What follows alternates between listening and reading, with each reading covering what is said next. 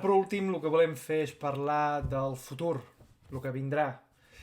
Llavors, si ens tornem a confinar en grups com a societat, etc., el que hem pres, les decisions que hem pres, totes aquelles classes que són d'una hora i mitja a l'acadèmia o d'una hora i quart, quan passen online seguirem les següents pautes.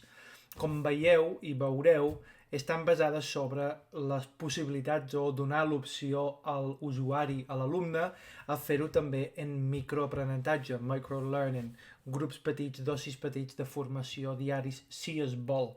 També hem escoltat a gent i hi ha hagut gent que no els agradava aquest format, per tant el que hem fet és fer el següent amb els petits, que és hem digitalitzat el material, s'enviarà quan es confina un grup o l'acadèmia sencera i llavors a partir d'aquí farem servir la plataforma i també farem 2 classes de 45 minuts.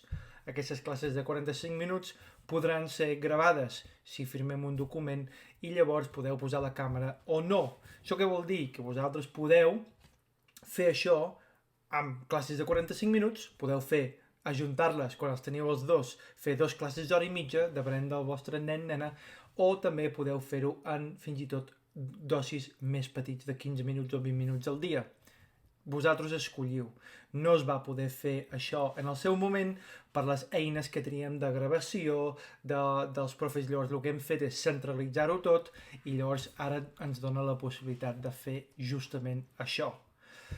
En quant als joves i als adults, el que hem fet és hem fet exactament el mateix, ho hem adaptat a l'àrea digital, hem donat o donarem l'opció a que la gent faci aquests microdosis si volen, hem tornat a escoltar la gent, donem opcions màximes a tothom, podran fer el que és el masterclass, que és una classe magistral dels exàmens de Cambridge o dels nivells del European Framework, i llavors es fa una classe d'una hora de tothom de l'acadèmia.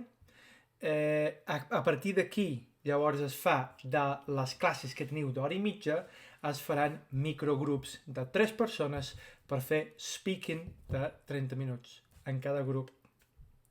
Llavors, també tenim una opció que és de fer això individualment. Òbviament, això té un cost diferent a el que és en els grups, però l'adaptació és exactament aquest. Cada dia més estem veient que la gent vol fer online. Sí que és veritat que tenim una cultura, una societat que els agrada el contacte, l'anar a classe i que el professor els motivi, però llavors també tenim altra gent que els agrada aquest sistema i intentem buscar que es fusionin de la millor manera possible, tant a presencial com també ara mateix ja n'hi ha gent que ja estan fent el tema online.